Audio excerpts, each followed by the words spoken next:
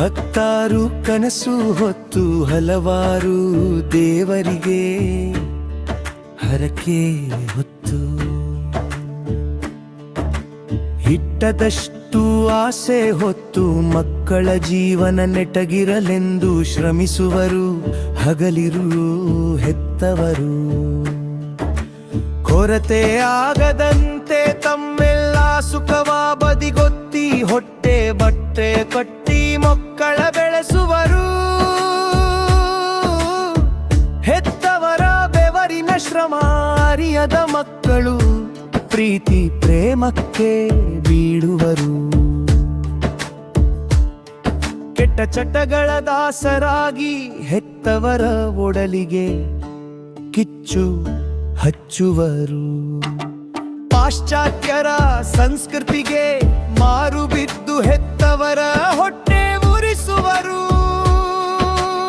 ಏಟಿಂಗ್ ಗೀಟಿಂಗ್ ಪಾರ್ಟಿಯಂಥ ಮಾತನ್ ಶೋಕಿಗೆ ಬೀಳುವರು.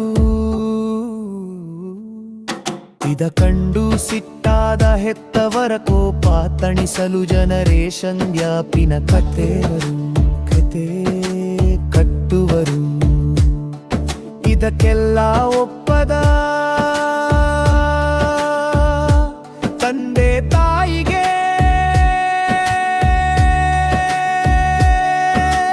ಹಾಕ್ಮೇಲ್ ಮಾಡುವರು. ಮನೆ ಬಿಟ್ಟು ಹೋಗಿ ಸಾಯುವ ಕೊನೆ ಅಸ್ತ್ರ ಬಳಸುವರು. ಹಾಳಾಗುತ್ತಿರುವ ಮಕ್ಕಳ ಕಂಡು ಮದುವೆ ಮಾಡಿದರೆ ಸರಿಯಾದರೆಂದು ಒಪ್ಪಿಗೆ ಕೇಳಿದರೆ ಈಗಲೇ ಬೇಡ ಅನ್ನುವರು. ಹೆತ್ತವರ ಒತ್ತಡಕ್ಕೆ ಮಣಿದು ಒಪ್ಪಿಗೆ ನೀಡುವ ಮಕ್ಕಳ ಮಾತು ನಂಬಿದ ಹಿರಿಯರು ಮದುವೆ ನಿಶ್ಚಯ ಮಾಡುವರು.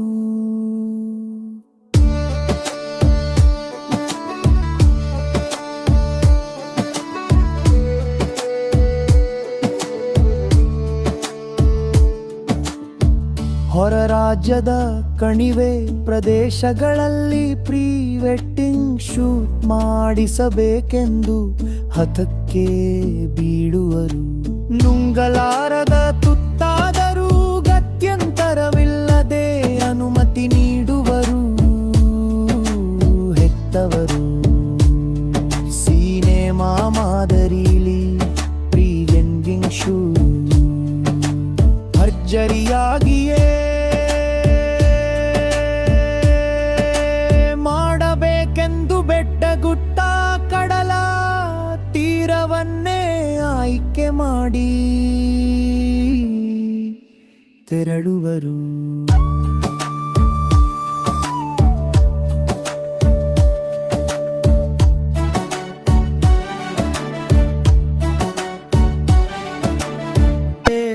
ನಡೆಯುವುದು ಪ್ರೀ ವೆಡ್ಡಿಂಗ್ ಶೂಟಿಂಗಿನ ಅಸಲಿ ಕರಾಮತ್ತು. ಪ್ರಕೃತಿ ಮಡಲಿನ ಸುಂದರ ತಾಣಗಳ ಸೆರೆ ಹಿಡಿಯುವ ನೆಪದಲ್ಲಿ ಮುಗ್ಧ ಮಧುಮಗನ ಪ್ರಪಾತಕ್ಕೆ ತಳ್ಳಿ ಭಾರ್ಯ ಜೊತೆ ಪರಾರಿಯಾದಳು ಮಧುಮಗಳು. ಮಕ್ಕಳ ಖುಷಿಗೆ ಜೊತೆ ಬಾರದಿರಲೆಂದು ಎಲ್ಲಕ್ಕೂ ಒಪ್ಪಿಗೆ ನೀಡುತ್ತಾ ಬಂದಿತ್ತ ತಂದೆ ತಾಯಿಗಳು ಆಗಲೇ ಸಾಲದ ಸುಳಿಗೆ ಬಿದ್ದಾಗಿತ್ತು. ಮದುವೆಗಾಗಿ ಜವಳಿ ಚಿನ್ನ ಖರೀದಿ ಮಾಡಾಗಿತ್ತು. ಮದುವೆ ಛತ್ರ ಕೂಡ ಕೈಯದಿರಿಸಾಗಿತ್ತು.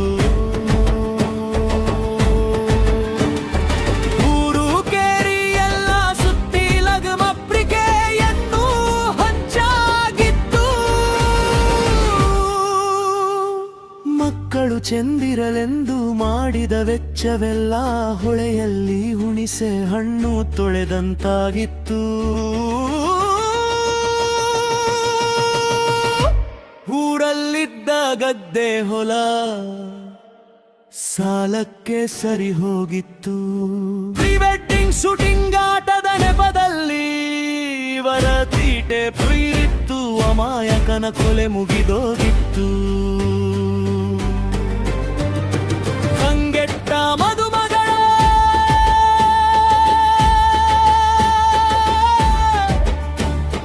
ಹೆತ್ತವರು ತಲೆ ಮೇಲೆ ಕೈ ಹೊತ್ತು ಕುಳಿತಾಗಿತ್ತು. ಮದುಮಗನ ಹೆತ್ತವರ ಕಂದನ ಹೇಳತೀರದಾಗಿತ್ತು. ಯಾರದೋ ತೀಟೆಗೆ ಇನ್ಯಾರದೋ ಬಲಿಯಾಗಿತ್ತು. ಮದುಮಗನ ಮನೆಯಲ್ಲಿ ಮೌನ ಆವರಿಸಿತ್ತು. ಮದುವೆಗೆ ಮುನ್ನ ಪ್ರೀ ವೆಡ್ಡಿಂಗ್ ಶೂಟಿಂಗ್ ಬೇಕಿತ್ತೆ. ಇದೆಲ್ಲ ನಡೆದ ಮೇಲೆ ಪಾಣಿಗ್ರಹಣ ಸಪ್ತಪದಿಗೆ ಅರ್ಥವೆಲ್ಲಿದೆ?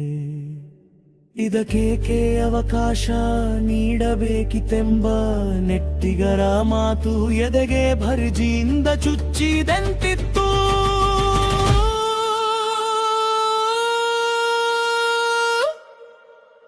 ಮಾದಂಪತಿಗೆ ಕಗಲು ಮಿತಿ ಮೀರದಿರಲಿ. ನಮ್ಮ ಸಂಸ್ಕೃತಿಗೆ ಬಗ್ಗೆ ತರದಿರಲಿ. ಸಾಧನೆಗಳು ಹೆತ್ತವರು ತಲೆ ಎತ್ತಿ ಬದುಕುವಂತಿರಲಿ.